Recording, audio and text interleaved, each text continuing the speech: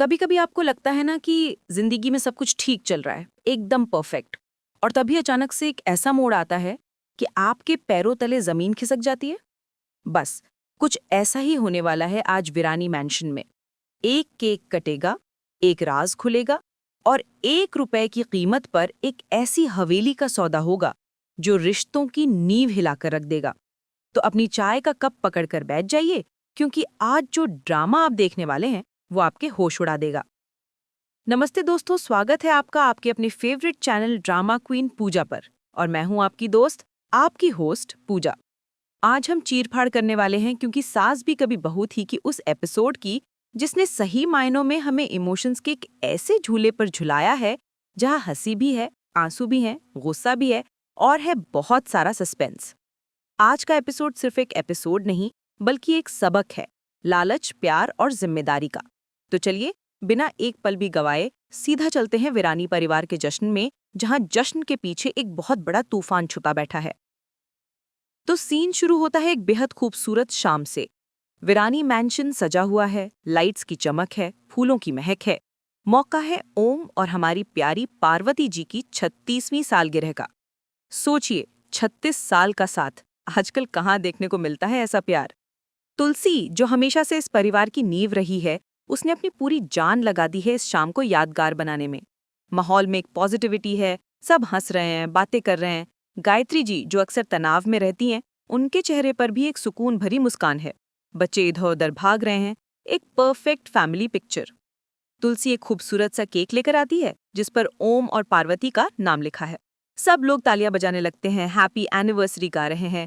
ओम और पार्वती एक दूसरे को देखते हैं, उनकी आंखों में 36 सालों का प्यार, सम्मान और एक दूसरे का साथ निभाने का वो खूबसूरत एहसास साफ झलकता है। वो दोनों केक काटने के लिए हाथ आगे बढ़ाते ही हैं और स्टॉप! एंट्री होती है हमारे हीरो मिहिर विरानी की। अब आप सोचेंगे, मिहिर आया तो अच्छी बात है, सेलिब्रेशन में शामिल होने आया होगा। लेकिन नहीं दोस्तों, मिहिर के चेहरे पर वो सेलिब्रेशन वाली खुशी नहीं, बल्कि एक बिजनेस वाली गंभीरता है। वो सीधा अपने बड़े भाई ओम के पास जाता है और बाकी सबको नजरअंदाज करते हुए सीधे मुद्दे पर आता है। वो पूछता है, ओम, मैं जानना चाहता हूं कि आप वो पुश्तैनी हवेली कितने में बेचेंगे। एक पल के लिए तो वहां सन्नाटा छा जाता है, म्यूजिक बंद, सबकी हंसी गायब। तुलसी के हाथ में चाकू वहीं का वहीं रुक जाता है। मतलब कहाँ एनिवर्सरी का केक और कहाँ प्रॉपर्टी की डील। ये तो वही बात हो गई कि आप गोलगप्पे खाने गए हों और कोई आपसे शेयर मार्केट के उतार चढ़ाव पर बात करने लगे। कितना ऑकवर्ड मोमेंट था वो। तुलसी बेचारी हैरान परेशान सी, कभी मिहिर को देखती है तो कभी ओम और पार्वती को। ओम, जो हमेशा से शांत स्वभाव के रहे हैं, वो बहुत ही आराम से मिहिर को जवाब देते हैं, मिहिर, मैं वो हवेली नहीं बेचना चाहता। बात खत्म, सिंपल एंड क्लियर। लेकिन कहानी इतनी सिंपल होती तो फिर ये क्योंकि सास भी कभी बहू थी थोड़े ही होता। अब सीन में एंट्री होती है आज की असली गेम चेंजर की, पार्वती। पार्वती, जो अब तक चुपचाप खड़ी सब देख रही थीं, वो आगे आती हैं। उनकी आंखों में एक अजीब सी चमक है, एक दृढ़ता है। वो मिहिर की तरफ देखती हैं, फिर ओम की तरफ, और कहती हैं, मैं ये हवेली बेचने के लिए तैयार हूं। ये सुनते ही परी और नॉयना के चेहरे पर तो जैसे दिवाली के पटाखे फूटने लगते हैं। उनकी आंखों में डॉलर नहीं, रुपयों के साइन चमकने लगते हैं। परी तो अपनी दोस्त नॉयना के कान में फुसफुसाती भी है, देखा, मैंने कहा था ना, ये लोग कितने लालची हैं, अब देखना मुंह फाड़कर पैसे मांगेंगे। गायत्री के चेहरे पर भी एक अजीब सी संतुष्टि है कि चलो, कम से कम प्रॉपर्टी हाथ से नहीं जाएगी। लेकिन दोस्तों, पिक्चर अभी बाकी है। पार्वती आगे कहती हैं, लेकिन मेरी एक शर्त है। और इतना कहकर वो अपने पर्स से एक सफेद रंग का बंद लिफाफा निकालती हैं और उसे सेंटर टेबल पर रख देती हैं। वो तुलसी की तरफ देखती हैं, जो अब तक इस सारे तमाशे से बिल्कुल स्तब्ध खड़ी थी, और कहती हैं, तुलसी, इसे खोलो और सबके सामने जोर से पढ़ो। अब सबकी नजरें उस लिफाफे पर हैं। उस लिफाफे में क्या है? कोई डिमांड, कोई वसीयत या कोई और राज? तुलसी के हाथ कांप रहे हैं। वो धीरे धीरे लिफाफा खोलती है। अंदर एक कागज है। वो पढ़ना शुरू करती है। जैसे जैसे वो पढ़ती है, उसकी आंखें बड़ी होती जाती हैं और फिर वो कीमत बताती है, वो कीमत जिसे सुनकर परी, नॉयना और गायत्री के तो तोते उड़ जाते हैं। हवेली की कीमत थी सिर्फ 1 रुपया। जी हाँ, आपने बिल्कुल सही सुना, 1 रुपया, 1 सिंगल रुपी। परी, जो अभी अभी अपने दोस्त से उनकी लालच की बातें कर रही थी, उसका मुंह देखने लायक था। वो तो खुशी के मारे उछली पड़ती है। 1 रुपया, बस 1 रुपया, ये तो बहुत बढ़िया है। वो आगे बढ़कर उस फाइल को उठाने की कोशिश करती है, लेकिन पार्वती उसका हाथ पकड़ लेती है। रुको परी, अभी शर्त बाकी है। पार्वती पूरे कमरे में नजर घुमाती हैं और एक ऐसा सवाल पूछती हैं जो कहानी को पूरी तरह से पलट देता है। वो पूछती हैं, क्या यहाँ मौजूद किसी भी इंसान को ये पता है कि बा ने असल में ये हवेली पार्थ के नाम क्यों की थी? सब चुप। मेहर, जो खुद को बा का सबसे लाडला समझता था, वो भी नजरें झुका लेता है, उसे भी नहीं पता। ओम भी खामोश है। तब पार्वती जोर देकर कहती हैं, इस राज पर से पर्दा अब सिर्फ एक ही इंसान उठा सकता है, और वो है पार्थ। और फिर हम कैमरा फोकस करते हैं पार्थ पर। पार्थ, जो अब एक समझदार नौजवान बन चुका है, उसकी आंखों में एक अजीब सी नमी है, जैसे वो कोई बहुत पुरानी, बहुत कीमती याद को संजोए हुए है। और फिर हम जाते हैं एक फ्लैशबैक में। एक शांत सा कमरा, जहां बा अपनी आराम कुर्सी पर बैठी है और नन्हा पार्थ उनके पैरों के पास बैठा है। बा के चेहरे पर एक ममतामयी मुस्कान है। पार्थ उनसे पूछता है, बा, आप ये हवेली तुलसी माँ को क्यों नहीं दे देती? बा प्यार से उसके सिर पर हाथ फेरती हैं और समझाती हैं, बेटा, तेरी तुलसी माँ का दिल बहुत बड़ा है, बहुत नर्म है। अगर कोई उससे प्यार से कुछ मांगेगा तो वो अपनी जान भी दे देगी। ये तो फिर भी हवेली है। वो इसके लिए लड़ेगी नहीं, वो इसे किसी को भी दे देगी जो उसे इमोशनली ब्लैकमेल करेगा।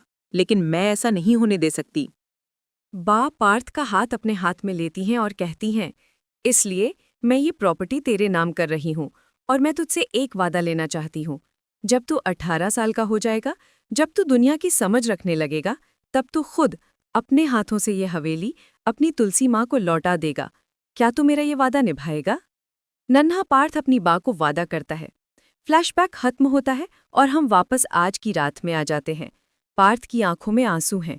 वो अपनी जेब से एक पुराना पीला पड़ चुका खत निकालता है। वो बा की चिट्ठी है। वो उस चिट्ठी को ओम और पार्वती को सौंपता है और कहता है, मैं आज 18 साल का हो गया हूँ और मैं बा से किया अपना वादा पूरा करना चाहता हूँ।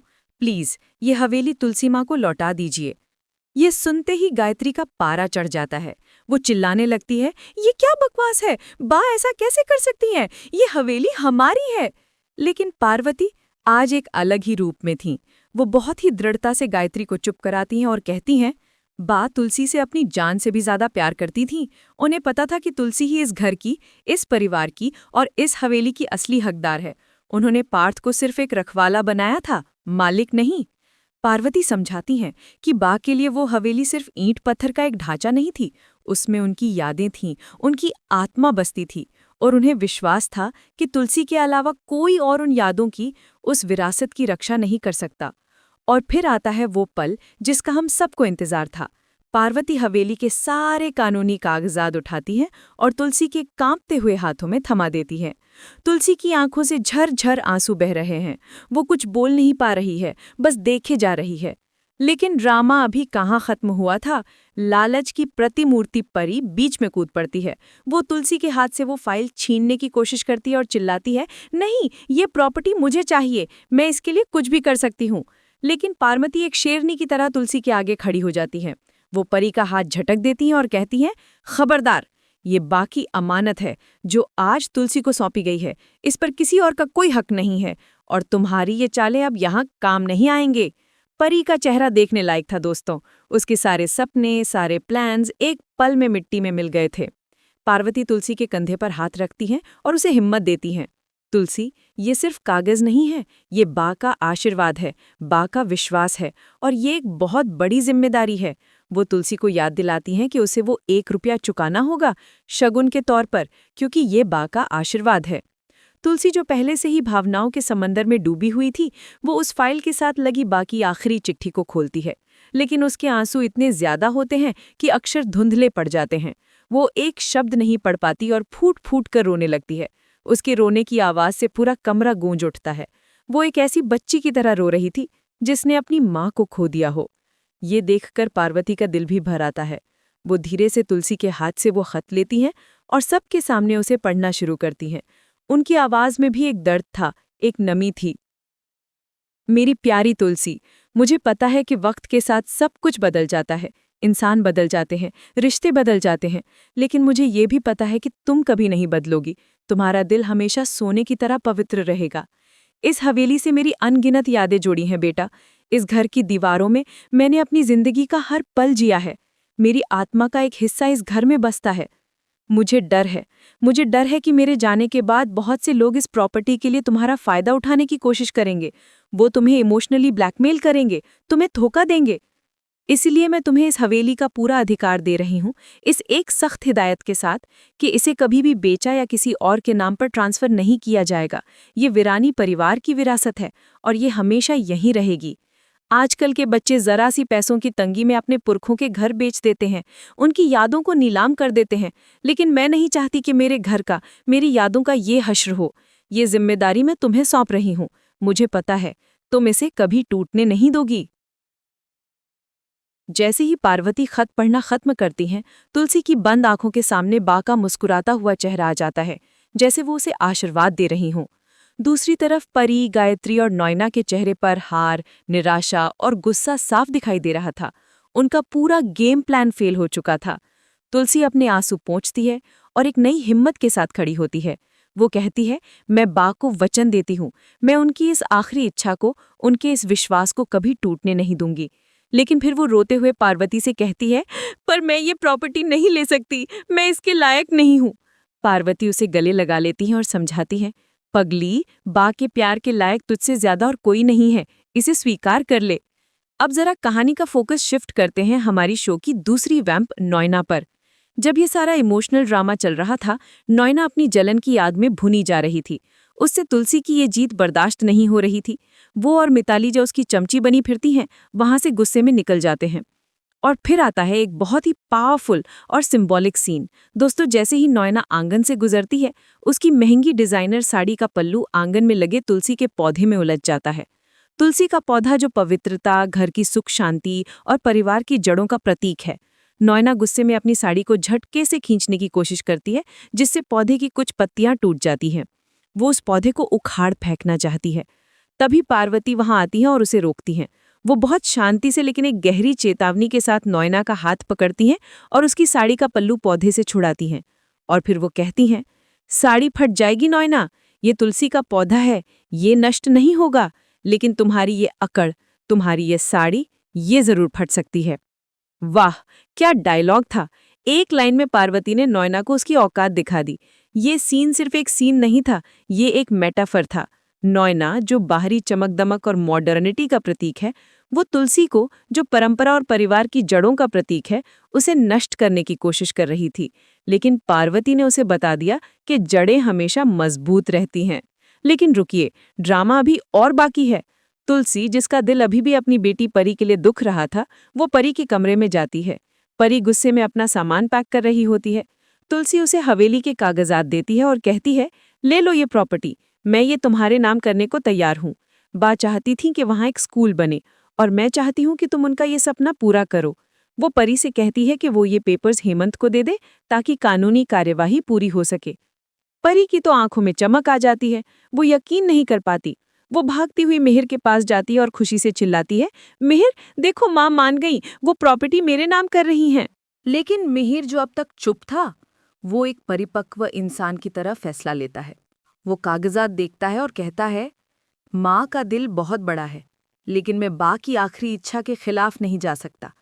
ये प्रॉपर्टी कानूनन और भावनात्मक रूप से सिर्फ और सिर्फ तुलसी की है और वो ही रहेगी।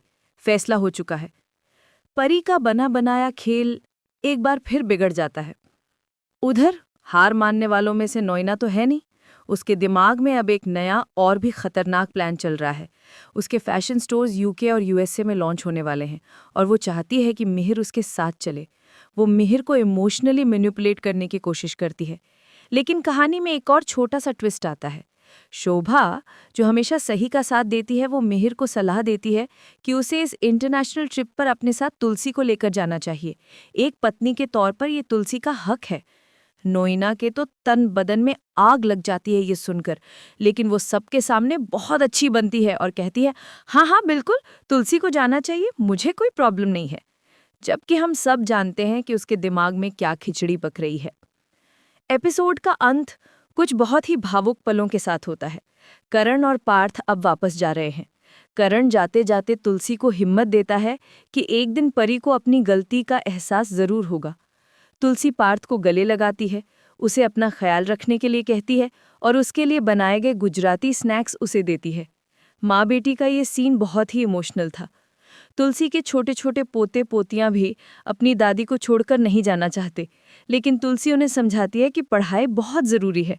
वो उनसे वादा लेती है कि वो जल्दी अपनी पढ़ाई पूरी करके वापस आएंगे। पूरा परिवार एक बार फिर बिछड़ रहा है और तुलसी अकेली खड़ी सबको जाते हुए देख रही है, आंखों में आंसू लिए। तो दोस्तों, देखा आपने, ये था क्योंकि सास भी कभी बहू थी का आज का धमाकेदार इमोशनल और सस्पेंस से भरा एपिसोड। आज के एपिसोड ने हमें बहुत कुछ सिखाया। पार्वती जी ने साबित कर दिया कि वो सिर्फ एक आदर्श बहू और पत्नी ही नहीं, बल्कि एक चट्टान भी हैं जो अपने परिवार को हर तूफान से बचा सकती हैं। तुलसी का किरदार हमें सिखाता है कि चाहे आप पर कितने भी जुल्म हो, आपका दिल हमेशा साफ और सच्चा होना चाहिए। और बा ने हमें सिखाया कि विरासत सिर्फ प्रॉपर्टी और पैसा नहीं होती। विरासत होती है संस्कार, प्यार और जिम्मेदारी, जिसे सही हाथों में सौंपना बहुत जरूरी है। अब सवाल ये उठता है कि आगे क्या होगा? क्या तुलसी बा की दी हुई इस बड़ी जिम्मेदारी को निभा पाएगी? क्या परी और गायत्री अपनी हार स्वीकार कर लेंगी या फिर वो कोई नई चाल चलेंगी? और सबसे बड़ा सवाल, नोएना का अगला कदम क्या होगा? क्या वो मिहिर और तुलसी को हमेशा के लिए अलग करने के अपने प्लान में कामयाब हो पाएगी? इन सारे सवालों के जवाब तो हमें आने वाले एपिसोड्स में ही मिलेंगे। आपको आज का एपिसोड कैसा लगा? आपको सबसे ज्यादा किस कैरेक्टर पर गुस्सा आया और किसके लिए सबसे ज्यादा दुख हुआ? मुझे नीचे कमेंट सेक्शन में लिखकर जरूर बताइएगा। आपके कमेंट्स पढ़ना मुझे बहुत अच्छा लगता है। और हाँ, अगर आपको मेरी ये बकबक, मेरा ये रिव्यू पसंद आया हो तो प्लीज़ इस वीडियो को एक बड़ा सा थम्स अप यानी कि लाइक ज़रूर दीजिएगा और अपने दोस्तों और परिवार वालों के साथ इसे शेयर करना तो बिल्कुल मत भूलिएगा, जो आज भी क्योंकि के फ़ैन हैं। और अगर आप मेरे चैनल ड्रामा क्वीन पूजा पर पहली बार आए हैं तो उस लाल वाले सब्सक्राइब बटन को अभी क्लिक कर दीजिए और साथ में बनी घंटी को भी बजा दीजिए, ताकि जैसे ही मैं कोई नया वीडियो अपलोड करूं आपके फ़ोन की भी घंटी बज जाए। मैं हूं आपकी पूजा, अब आपसे विदा लेती हूं। मिलती हूं बहुत जल्द एक और मज़ेदार सीरियल के मसालेदार रिव्यू के साथ। तब तक के लिए खुश रहिए, ड्रामा देखते रहिए और अपना खूब सारा ख्याल रखिए। Bye bye.